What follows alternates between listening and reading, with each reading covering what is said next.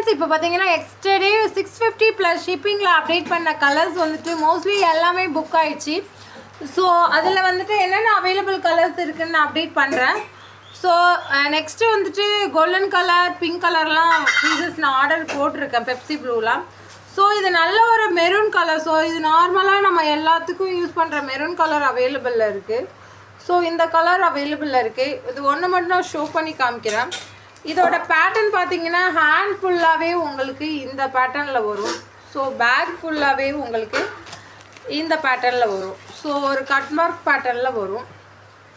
இது hand portion ஃபுல்லாக with ஹேங்கிங்கோட இந்த டைப்பில் வரும். ஸோ இதில் கலர்ஸ் என்னென்ன இருக்குன்னா, நல்ல ஒரு பர்பிள் கலர் மாதிரி இருக்கிற டபுள் ஷேடில் வயலட் கலரோடு இருக்கும்.